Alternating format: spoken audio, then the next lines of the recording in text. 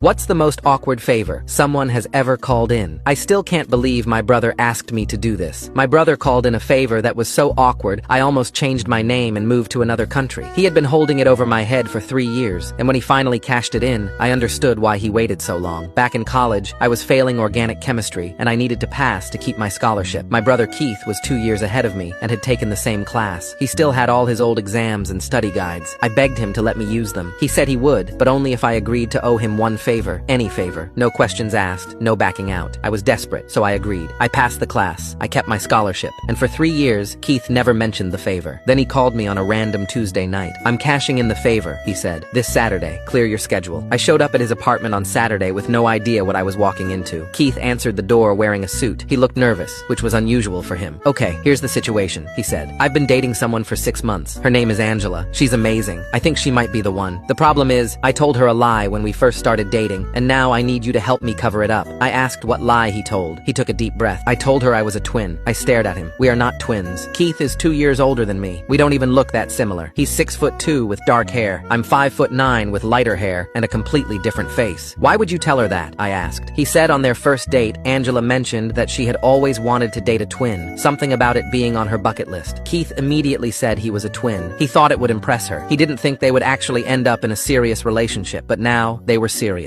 And Angela kept asking when she was going to meet his twin brother. Keith had been making excuses for 6 months. His twin lived abroad. His twin was busy with work, but Angela was getting suspicious. So Keith came up with a plan. He was going to introduce me as his twin. We would spend one dinner together, convince Angela, and then his fake twin brother would move to Japan for work and never be heard from again. "This is insane," I said. "She's going to know we're not twins." Keith pulled out a box. Inside was a wig, colored contacts, and a fake mole. He wanted me to wear a disguise so I would look more like him. I told him absolutely not. He reminded me of the favor. No questions. No backing out. I put on the disguise. The wig was dark and styled exactly like Keith's hair. The contacts made my eyes brown instead of blue. The fake mole went on my left cheek, matching the real one on Keith's right cheek. When I looked in the mirror, I still didn't look like his twin. I looked like myself wearing a bad costume, but Keith insisted it would work in dim lighting. We went to a restaurant that Keith had chosen because it was dark. Angela was already there. She stood up and hugged Keith, then turned to me with the biggest smile. "Oh my gosh, you must be Kyle," she said, using the fake name Keith had given his imaginary twin. "I've heard so much about you." I shook her hand and tried to lower my voice. "Nice to meet you too. Keith talks about you all the time." The dinner was 2 hours of pure torture. Angela kept asking me questions about growing up as a twin. She wanted to know if we had twin telepathy. She wanted to know if we ever switched places. I made up answers while Keith kicked me under the table every time I contradicted his previous lies. At one point, Angela asked to see baby photos of us together. Keith said all their baby photos were destroyed in a flood. Angela looked suspicious. Then she asked why we looked so different in height. Keith said I had a growth disorder as a child. Angela looked even more suspicious. The night was going terribly. I was sweating through my shirt. The wig was starting to itch. The fake mole was sliding down my face. Then Angela excused herself to go to the bathroom. The second she was gone, I told Keith this was a disaster. He needed to come clean. Keith shook his head. He said he couldn't lose her over something this stupid. When Angela came back, she sat down and looked at both of us carefully. Then she started laughing. "Keith," she said, "I've known this wasn't your twin since the moment I walked in." Keith went pale. Angela explained that she had done a background check on Keith after their third date. She knew he didn't have a twin. She knew he had a younger brother. She had been waiting for 6 months to see how far he would take the lie. I ripped off the wig, and the fake mole fell into my soup. Keith started apologizing. Angela just kept laughing. She said she didn't care about the twin thing. She thought it was ridiculous that he kept it going for so long. She said the fact that he convinced his own brother to wear a disguise was the funniest thing she had ever seen. They got married last year. I was the best man. In my speech, I told the whole story. Angela's family couldn't stop laughing. Keith still owes me a favor. I'm saving it for something good.